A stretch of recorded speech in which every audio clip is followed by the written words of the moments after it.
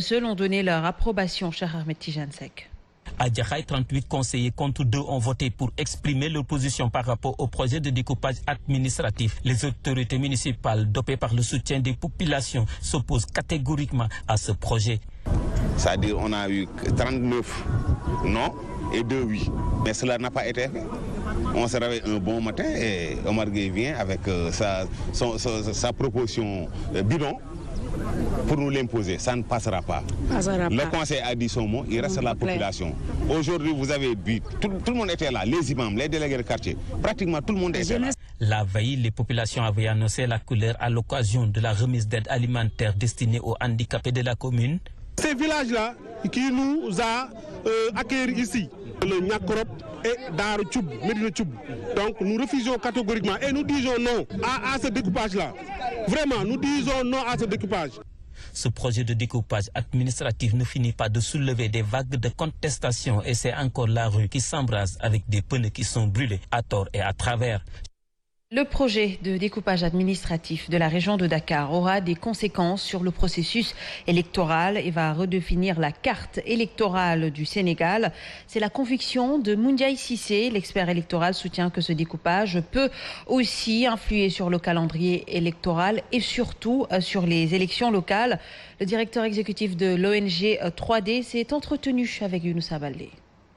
À connaître des changements parce que tous les électeurs impactés feront l'objet de révision et de distribution d'une nouvelle carte. Quand ils changent d'arrondissement, de circonscription administrative, ils changent en même temps de circonscription électorale. Quand on fait un découpage administratif, en même temps, on affecte les électeurs concernés à des circonscriptions électorales les concernant. Je crois qu'ils doivent prendre toutes les dispositions afin que ce découpage n'entraîne pas un nouveau report des élections locales. Les réformes sont prévues, mais elles doivent être inclusives. Et donc les manifestations ne surprennent personne dès lors que cela traduit le manque d'implication des citoyens dans ces réformes-là.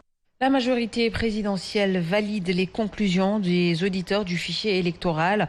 Malgré quelques légères anomalies relevées, le fichier est cohérent et fiable. En conférence de presse ce samedi, la mouvance présidentielle se dit ouverte à la mise en œuvre de certaines recommandations de l'audit du fichier.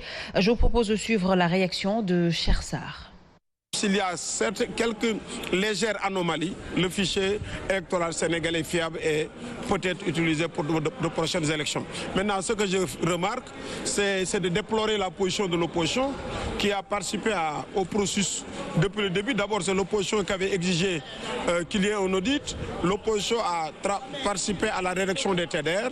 L'opposition, durant les 3 mois de l'audit, a rencontrer les auditeurs dans le cadre du comité de suivi et évidemment a eu les possibilités de faire ses suggestions. L'opposition aujourd'hui est obligée d'accepter les résultats que nous avons tous obtenus. Et puis l'Union des syndicats de la coordination des amicales des étudiants de l'université Assane Seck exige la livraison immédiate des infrastructures de l'université en construction depuis quelques années. Étudiants et syndicalistes ont organisé un sit-in suivi d'une marche dans l'enceinte de l'institution ou bien dans l'enceinte de l'institution universitaire. Alpha Omar Ba, coordonnateur du SAES, est au micro de Abdourahmane Diallo. L'UIAS souffrait déjà d'un budget insuffisant. La massification des étudiants, du fait de l'orientation abusive des nouveaux bacheliers dans les établissements d'enseignement supérieur public, fait que l'institution est tenue de nos jours de supporter les charges indues d'une politique aussi irréfléchie et non concertée du gouvernement. Le budget de 4 milliards 700 millions de francs CFA alloué cette année mérite sans aucun doute d'être porté à 9 milliards au minimum.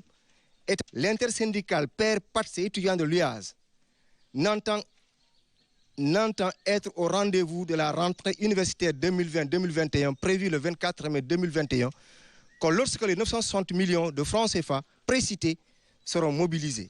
Et puis à Thiès, les chantiers de l'université Iba Der Thiam ont été relancés avec des délais de livraison bien fixés. Le directeur des constructions et équipements du ministère de l'Enseignement supérieur était hier sur place pour s'enquérir de la situation. Cher Ahmedou Bamba Fall se dit rassuré. Sa réaction au micro de Baïtal Rouma. On est là à l'université de Thiès dans le cadre des décisions ont été prises par le ministre de l'Enseignement supérieur pour augmenter la capacité d'accueil des universités. On a regardé les labos et de travailler sur les conditions de vie des étudiants, de les améliorer. Donc là, on est venu pour faire la visite des chantiers et de démarrer et de lancer des travaux. Donc l'entreprise s'est engagée à redémarrer le projet. Donc c'est un projet qu'on a retiré, qu'on a attribué à une autre entreprise. Donc l'entreprise a un délai contractuel de 6 mois. Donc il promet avant les 6 mois de livrer les laboratoires de l'université Iba Der Thiam de Thiès. Et l'entreprise s'est engagée de manière ferme devant les autorités. Parlons éducation à présent. Allons à la découverte de Daïba. C'est un élève originaire de Pawel dans le département de Linguère. Il parcourt chaque jour 10 km pour allier son école, ce qui ne l'a pas du tout découragé. Il a obtenu une moyenne de 18 sur 20. Il est en classe de 5e. Suivant ce reportage de Mass Ndiaye. Le tourisme est l'ensemble des activités concernant les voyages et les séjours. Âgé seulement de 15 ans et issu de